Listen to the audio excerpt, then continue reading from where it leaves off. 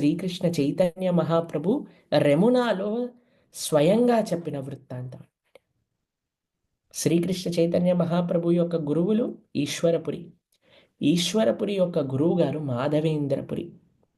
అటువంటి మాధవేంద్రపురి ఒకసారి బృందావన క్షేత్రంలో ఉన్నప్పుడు, జతిపుర గ్రామంలో ఉన్నప్పుడు, అక్కడ ఒక చిన్న పిల్లవాడు వస్తాడు.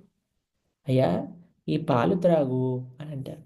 వారికి ఒక వృత్తి ఉండేది, ఎవరైనా వచ్చి ఇస్తే తప్ప ఏ ఆహారం తీసుకునే వాళ్ళు కాదనమాట.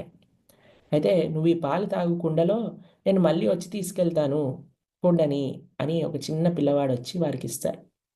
వారికి ఇచ్చినప్పుడు ఆ పాలని వాళ్ళు స్వీకరిస్తే ఒక అద్భుతమైన తన్మయత్వం, ఆనందం వారి లోపల కలుగుతుందన్నమాట.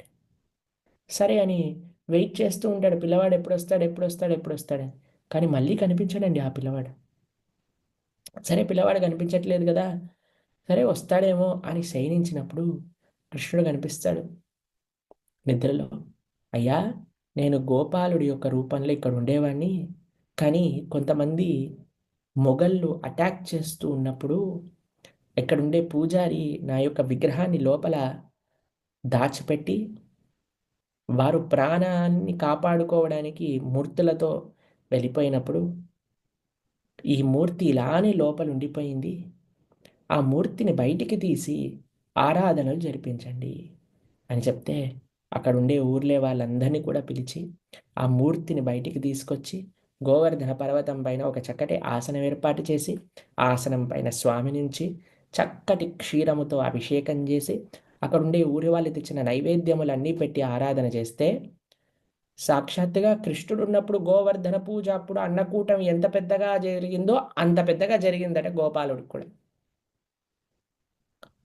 అటువంటి ఉత్సవం చేసి చూసేసరికి ప్రతి ఒక్కళ్ళు కూడా, ప్రతి ఒక్క ఊర్లో వాళ్ళు కూడా, మేము చేస్తాం గోపాలుడికి ఉత్సవం అంటే మేము చేస్తాం గోపాలుడికి ఉత్సవం అని ప్రతి ఒక్క ఊర్లో ఉండేవాళ్ళు కూడా రావటం ప్రారంభం చేశారట. ఇలాంటి ఘనమైన అన్నకూట ఉత్సవములు 2 సంవత్సరాల వరకు నడిచాయటండి. 2 సంవత్సరాల వరకు కూడా ఇలానే అన్నకూట ఉత్సవాలు నడుస్తున్నాయట. ఒక్కొక్క ఊర్లో వాళ్ళు వస్తున్నారట, ఆ స్వామికి నైవేద్యములు పెడుతున్నారట, అభిషేకాలు చేస్తున్నారట. ఒకరోజు గోపాలుడు మాధవేంద్రపురి యొక్క కలలో కనిపించి, అయ్యా, ఇక్కడ బృందావనంలో చాలా ఎండ ఉన్నది, ఈ ఎండను తట్టుకోవాలి అని అంటే ఒక మంచి చందనము కావాలి, ఆ చందనము పూరీ క్షేత్రంలో దొరుకుతుంది, చందనం తీసుకొనిరా అని. చాలా వృద్ధులండి, 90 సంవత్సరాల పైబడిన వయసు అప్పటికి ఆయనకి. అయినా స్వామి నాకు చెప్పారు కాబట్టి నేను చేస్తాను ఆ సేవ అని ప్రారంభం చేసి బృందావనం నుంచి నడుచుకుంటూ పూరికి వెళ్తున్నప్పుడు వారు కూడా ఈ క్షేత్రానికి వస్తారు. అయితే ఇక్కడ గోపీనాథుని చూసి, అరే ఎంత బాగా చేస్తున్నారు ఈ గోపీనాథుడికి, ఈ గోపీనాథుడికి అలంకరణ ఏం చేస్తారు, ఈ గోపీనాథుడికి నైవేద్యం ఏం పెడతారు, ఇక్కడ నుంచి నేర్చుకొని నేను కూడా నా గోపాలుడికి చేసుకుంటాను.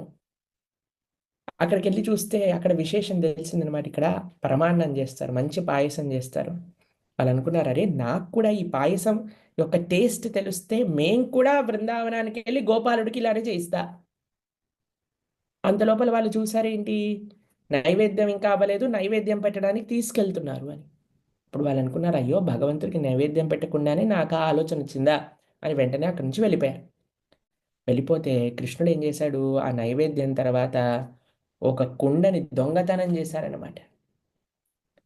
దొంగతనం చేసి పక్కన పెట్టేసుకున్నాడు. పూజారి నైవేద్యం పెట్టేసి మొత్తం ప్రసాదం అంతా తీసుకెళ్ళి పనిచేశారు.